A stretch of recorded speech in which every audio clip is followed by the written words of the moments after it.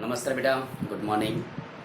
મિત્રો, ગઈકાલે આપણે ઉપનિશ્ચયક અને સહ અવયવની જે વાત કરતા હતા, તો એમાં આપણે આજે ફરીથી પાછું જોઈ લઈએ કે ઉપનિશ્ચયક અને સહ અવયવ શું છે. તો બેટા, ઉપનિશ્ચયક એટલે જો ઉપનિશ્ચાયક બહુ સિમ્પલ વસ્તુ છે, બરાબર, બહુ સિમ્પલ વસ્તુ છે ઉપનિશ્ચાયક,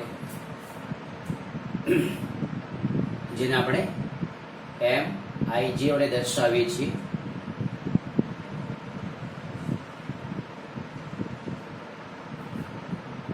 અને સહ અવયવ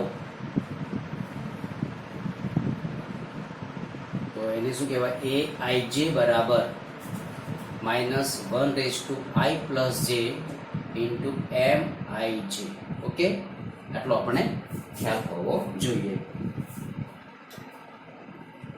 મિત્રો, ધ્યાન રાખીશું અહીંયા કે ધારો કે તમારી પાસે એક્ઝામ્પલ છે કે એક નિશ્ચાયક છે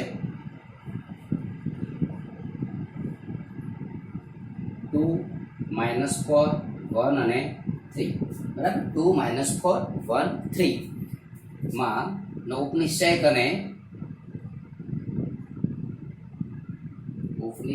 તથા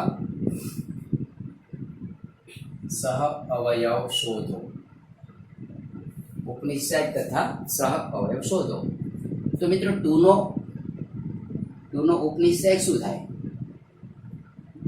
તો આને લખવાનું તો 3 આવશે. પછી -4 નો ઉપનિશ્ચાયક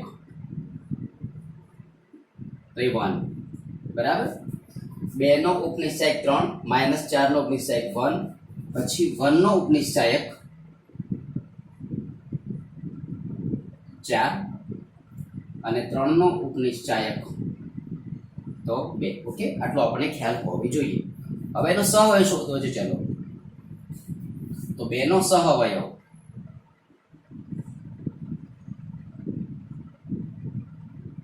તો મિત્રો 2 નો સહઅવયવ એટલે બીજો જે ઘટક છે, આ 2 છે, એ કઈ હારમાં છે? પ્રથમ હારમાં છે, પ્રથમ સ્તંભમાં છે. તો -1/1 + 1 અને એનો ઉપનિશ્ચાયક શું આવશે? 3. તો જવાબ શું થઈ ગયો? -1 ની 1 વત્તા એટલે +3 થઈ ગયા. એવી રીતે -4 નો સહઅવયવ મિત્રો, -4 એટલે પ્રથમ હારમાં છે અને બીજા સ્તંભમાં છે, એટલે -1/3 અને * 1 એટલે કે -1. ત્યારબાદ 1 નો સહઅવયવ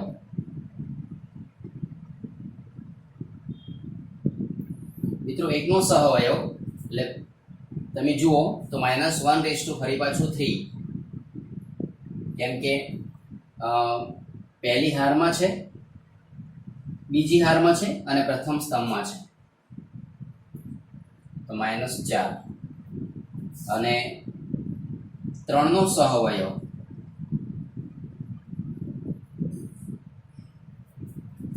તો -1 ની 4 ઘાત અને અહીંયા 2 એટલે અહીંયા પ્લસ. ઓકે મિત્રો, આવી રીતે તમે સોલ્વ કરી શકો છો. તો બીજું એક્ઝામ્પલ તમે લો, સમજો કે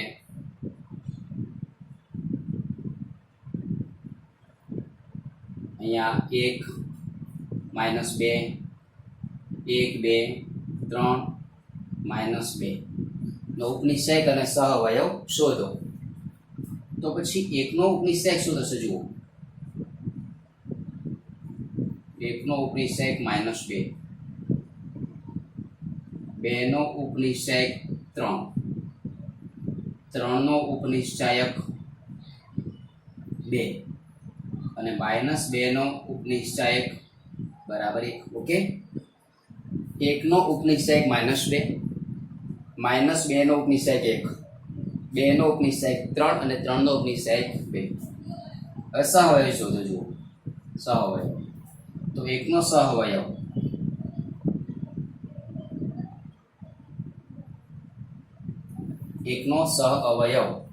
તો -1/2 અને -2 એટલે -1 નો વર્ગ 1 એટલે -2. એવી રીતે 2 નો ઉપનિશ્ચાયક સહઅવયવ -1 ની 3 ઘાત અને અહીંયા 3 -3. 3 નો સહઅવયવ તો -1 ની પાછી 3 ઘાત અને અહીંયા 2 -2. અને -2 નો સહઅવયવ -1 ની 4 ઘાત અને અહીંયા 1 એટલે જવાબ શું આવશે? ઓકે, તો મિત્રો સહઅવયવ અને ઉપનિશ્ચયક તમે ત્રિહાર માટે શોધી શકો છો. હવે આપણે વાત શોધવાની છે ત્રિહાર માટે.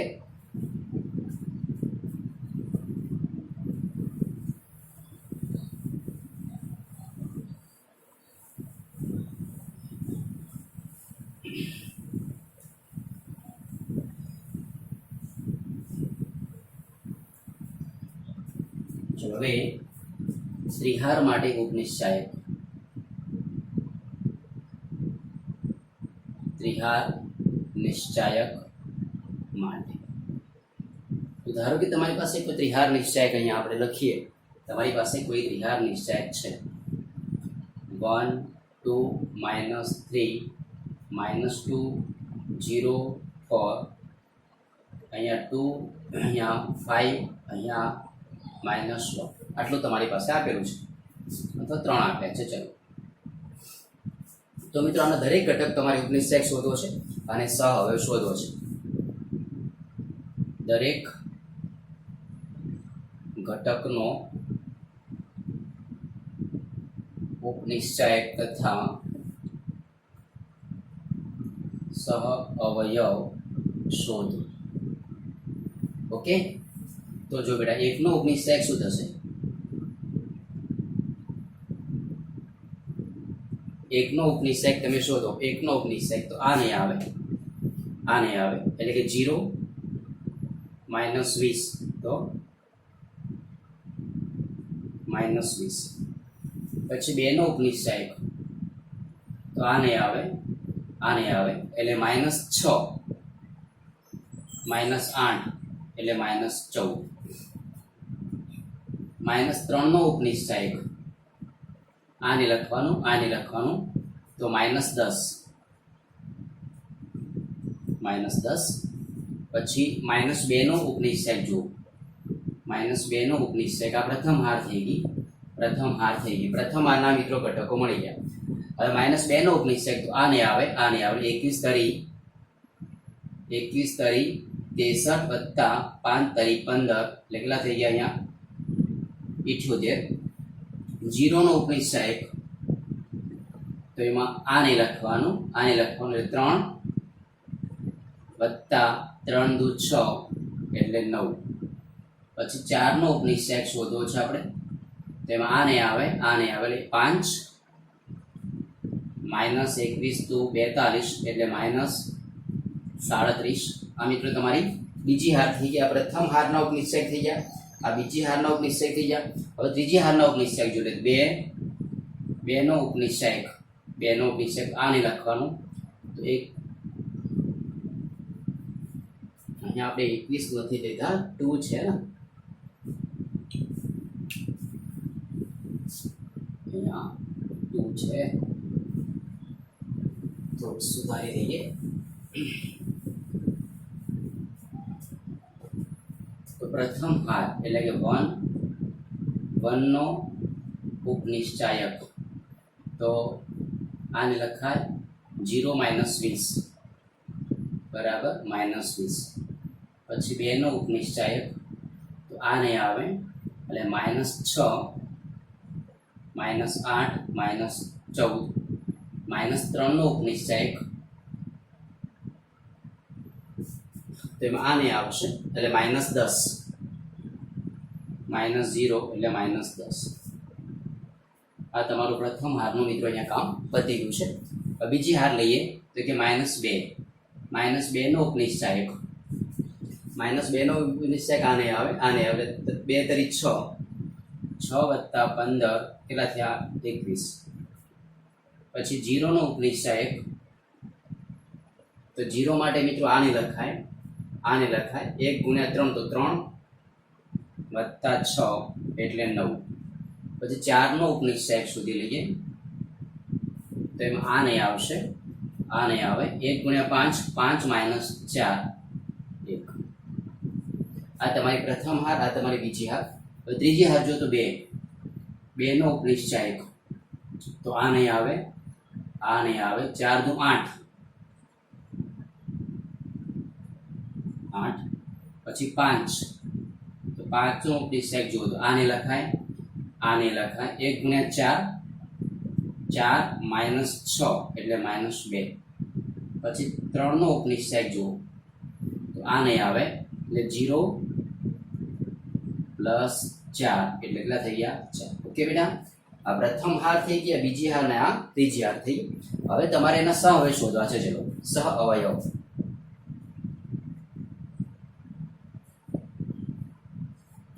હવે કામ કરો બેટા, તમારે ટૂંકમાં શીખવાડ દઉં.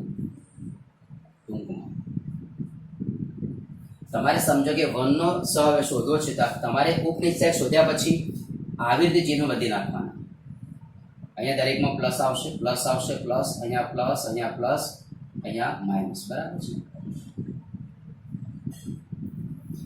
ઉપનિષેકના આવી રીતે તમારે ગુણી દેવાના. એટલે તમારે આ ચિહ્ન સાથે ઉપનિષેકને ગુણતા ઉપનિશ્ચાયક ગુણતા સહ અવયવ મળે છે. તો જુઓ, 1 નો સહ અવયવ શું થાય?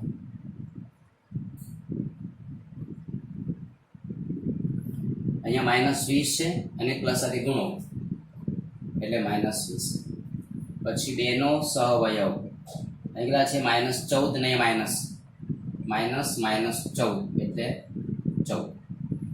પછી માઇનસ 3 નો સહ અવયવ અહીંયા કોણ છે પ્લસ, અહીંયા માઇનસ એટલે માઇનસ 10. બરાબર, ચાલુ થઈ ગયું. પછી માઇનસ 2 નો સહ અવયવ, માઇનસ 2 નો સહ 21 નહીં માઇનસ એટલે માઇનસ 21. ત્યારબાદ 0 છે, 0 નો સહ અવયવ અહીંયા 0 એટલે 9 વત્તા પ્લસ 9. ત્યારબાદ 4 નો સહ અવયવ તો પ્લસ 1 એટલે માઇનસ 1 એટલે માઇનસ 1. બરાબર, આટલું ક્લિયર.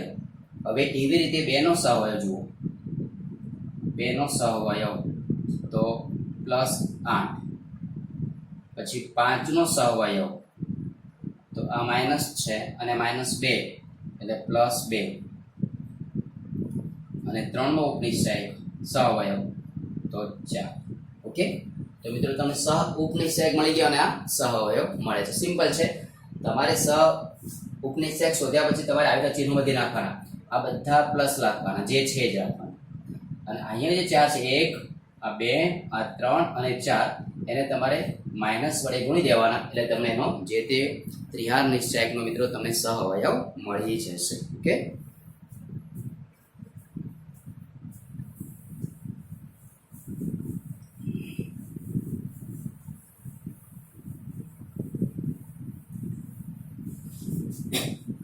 ચલો હવે તો બેટા હોમવર્કમાં જુઓ, તમને 4.4 નો પહેલો, બીજો, ત્રીજો એક્ઝામ્પલ તમને આવડી જશે. બરાબર છે. હવે પ્રમેય છે બેટા, પ્રમેય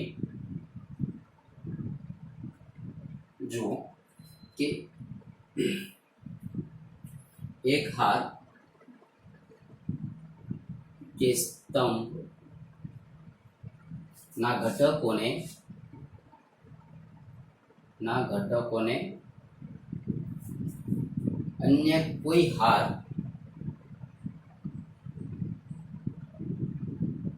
કે સ્તંભના સહ અવયવ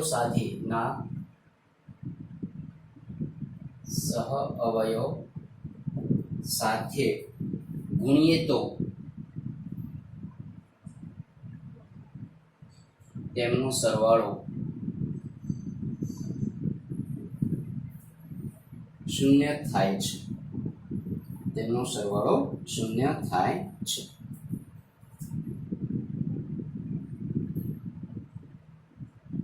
બરાબર છે. અન્ય કોઈ પણ હારના ઘટકો સાથે ગુણાકાર તમે કરો છો તો એનો સરવાળો તમને શૂન્ય મળે છે. અન્ય કોઈ પણ હારના સહ અવયવ સાથે જો ગુણીએ, દાખલા તરીકે તમારી પાસે નિશ્ચયક છે a11, a12, a13, a21, a22, a23, a31, a32, a33. મિત્રો ધારો કે તમારી પાસે એક ત્રિહાર નિશ્ચયક છે તો તેના સહ અવયવોથી મળતો નવો નિશ્ચાયક capital A11, capital A12, capital A13, capital A21, A22, A23, capital A31, 32, A33. બરાબર. અહીંયા શું લખ્યું છે? અન્ય કોઈ હારના ઘટકો સાથે. ધારો કે હું પ્રથમ હાર લઉં છું, પ્રથમ હારને બીજી હારના ઘટકો સાથે ગુણી દઈએ. A11, A21 plus A12, A22, A13, capital A23, તો એનો સરવાળો તમને કેવો મળે છે? 0 મળે છે. એવી રીતે આની સાથે તમે આની સાથે પણ ગુણી શકો છો. એવી રીતે A11, A31, A12, A32, 13, A33, તો પણ તમને 0 મળે છે. એટલે આ હાર માટે આ બે માટે ગુણાકાર તમે કરી શકો છો. આવી રીતે આને ગુણાકાર તમે આની સાથે કરી શકો છો. પછી આનો ગુણાકાર તમે આ બે સાથે કરી શકો છો. એવી રીતે હાર માટે વાત કરી. એવી રીતે તમે સ્તંભ માટે પણ ગુણી શકો છો. બરાબર છે. એટલે તમારે જાતે સ્તંભ માટે પણ જુઓ. આ જે સ્તંભ છે બેટા, આ સ્તંભ જે છે, આ સ્તંભ આ બંને સાથે ગુણાકાર કરશો તો 0 આવશે. પછી આના માટે આનો ગુણાકાર આનો ગુણાકાર કરો. આ સ્તંભ માટે આ બંનેનો ગુણાકાર તમે કરી શકો છો. એટલે આ વસ્તુ આપણે 100% ખબર હોવી જોઈએ. યાદ પ્રમેય ખબર હોવી જોઈએ કે એક હાર કે સ્તંભના ઘટકોને અન્ય કોઈ પણ હાર કે સ્તંભના ઘટકો સાથે તમે ગુણી અને એનો જો તમે મિત્રો સરવાળો કરો છો તો એનો જવાબ તમને હંમેશા 0 મળે છે. બીજો એક પ્રમેય છે. આ પ્રમેય એક, પ્રમેય બીજો જુઓ. હવે એક હાર કે સ્તંભના ઘટકોને અન્યની પણ અનુરૂપ કોઈ અનુરૂપ જ બરાબર ઘટકોને અનુરૂપ હાર કે સ્તંભના સહ અવયવ સાથે ગુણીએ તો તેમનો સરવાળો નિશ્ચાયકના મૂલ્ય જેટલો મળે છે.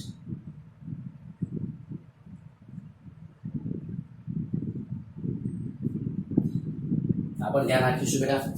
જો તમે અન્ય હાર કે સ્તંભ સાથે ગુણીને સરવાળો કરો છો તો એનું મૂલ્ય 0 મળે છે. અને અનુરૂપ ઘટકો સાથે તમે ગુણી અને તમે સરવાળો કરો છો તો એ નિશ્ચાયકનું મૂલ્ય હંમેશા નિશ્ચાયકના મૂલ્ય જેટલું મળે છે. ધારો કે આ એક નિશ્ચાયક છે અને સહ અવયવથી મળતો એક આ નવો નિશ્ચાયક છે. તો હવે ધ્યાન રાખો કે તમારે પ્રશ્ન પ્રમેય પ્રમાણે બનાવવા જઈએ.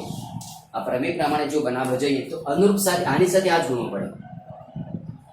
A11, capital A11, A12, capital A12, A13, capital A13, તો આનું મૂલ્ય નિશ્ચાયકના મૂલ્ય જેટલું મળે છે, D જેટલું મળે છે. પછી A21, capital A21, A22, capital A22, A23, capital A23, તો પણ તમને મૂલ્ય D જેટલું મળે છે. A31, capital A31, A32, capital A32, A33, capital A33, તો પણ તમને D જેટલું મળે છે. આ હાર માટે વાત કરી. એટલા તમે જાતે સ્તંભ માટે બનાવી શકશો. ઓકે. અનુરૂપ ઘટકો સાથે જો ગુણાકાર કરીએ તો જવાબ તમને મૂળ નિશ્ચાયક જેટલો મળે છે. અને અન્ય ગુણાકાર કરીએ તો એનો નિશ્ચાયકનું મૂલ્ય તમને એનું 0 મળે છે. એટલે પ્રમેય 1 નો પ્રમેય હવે 100% આપણને ખ્યાલ હોવો જોઈએ. એનું મિત્રો આપણે ધ્યાન રાખીશું.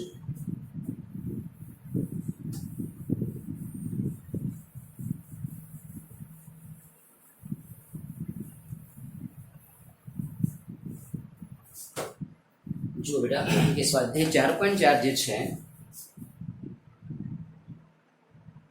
4.4 તો એની અંદર હોમવર્કમાં 1, 2, 3 એક્ઝામ્પલ તમે જાતે સોલ્વ કરી શકો છો. એક હું દાખલો અહીંયા લખાવું છું.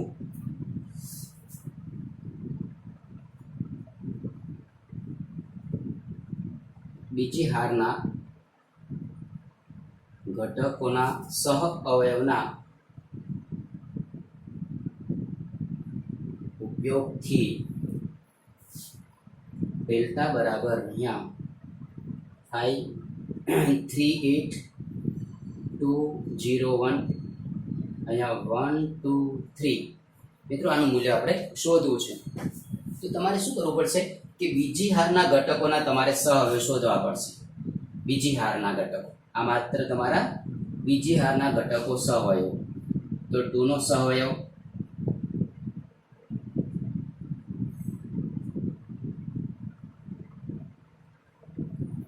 0 નો સહઅવયવ અને 1 નો સહઅવયવ માઇનસ 1 બીજી હાર i પ્લસ j પહેલી હાર અને પહેલો સ્તંભ એટલે શું આવશે બીજી હાર અહીંયા 3 આવશે આને લખાય 3 તરી 9 માઇનસ 16 એટલે માઇનસ 1 ની 3 ઘાત એટલે માઇનસ 1 અને 9 માંથી 16 જશે તો માઇનસ 7 એટલે કેટલા આવશે પ્લસ 7 બરાબર 0 છે 0 એટલે બીજી હાર બીજી ઘટક એટલે માઇનસ 1:4 એમાં આ નહીં આવે 5 તરી 15 માઇનસ 8 તો અહીંયા શું આવશે 7 પછી 1 માટે જુઓ માઇનસ 1 તો બીજી હાર ને ત્રીજો સ્તંભ એટલે અહીંયા આવશે 5 આ નહીં આવે એટલે 5 દુ 10 માઇનસ 3 તો માઇનસ 7 ઓકે હવે આનો ગુણાકાર તમારે જવાબ શું લેવાનો જવાબ મળજો 2 into 7 plus 0 into 7 plus 1 into minus 7 તો 14 minus 14 જવાબ શું આવશે ઓકે 14 minus 7 સોરી 14 minus 7 જવાબ શું આવી ગયો